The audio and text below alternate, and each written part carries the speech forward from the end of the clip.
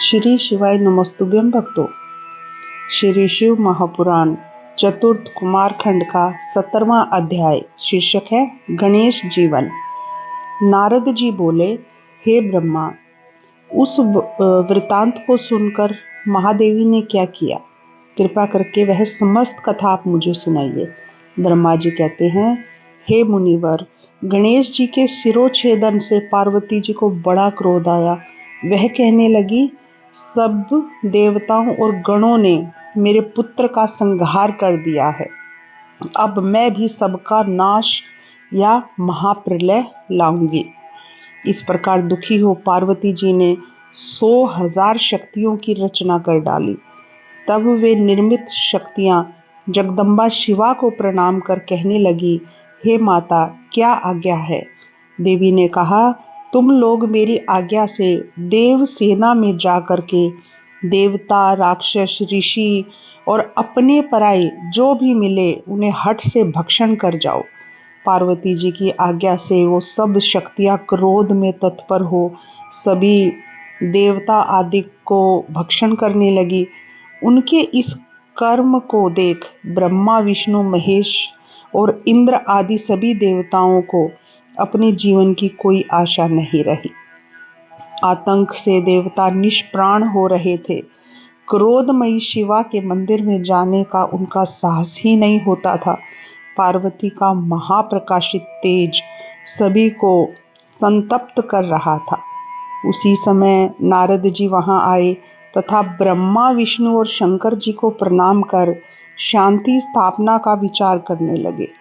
सभी देवताओं ने कहा, हे नारद, तुम अग्रणी बन शिव के पास चलने का हमने प्रस्ताव स्वीकार किया है। सबने शिवा के पास पहुंचकर अनेकों स्तोत्रों से उनकी स्तुति की।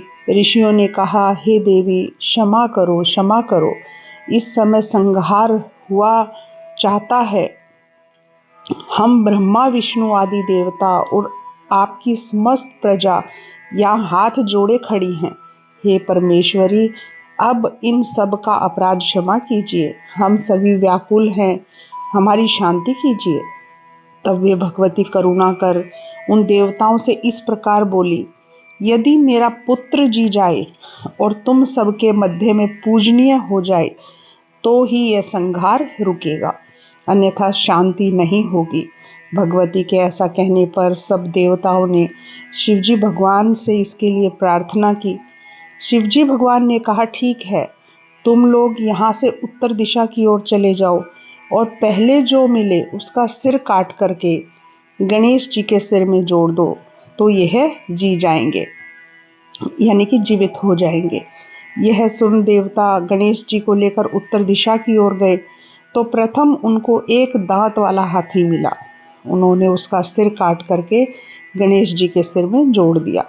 विष्णु जी ने वेद मंत्रों के योग से अभिमंत्रित कर शिव को स्मरण कर गणेश जी पर जल छिड़का। जल के छिड़कते ही वह बालक शिव जी की इच्छा से जाग उठा। उस गजमुख, रक्त वर्ण, सुंदर कांतिमान बालक का प्रसन्न वदन एवं सुंदर आकृति की शोभा बड़ी ही देदीप्यमान थी। शिवा पुत्र को जीवित हुआ देखकर सबका दुख दूर हो गया। सबने प्रसन्न हो उसे देवी को दिखाया। पार्वती जी ने अपने पुत्र को जीवित हुआ देखकर माता पार्वती बहुत ही प्रसन्न हो गई। इस प्रकार श्री शिव महापुराण चतुर्थ कुमार खंड का 17वां अध्याय यहीं समाप्त होता है। श्री शिवाय नमस्तुभ्यं भक्तों।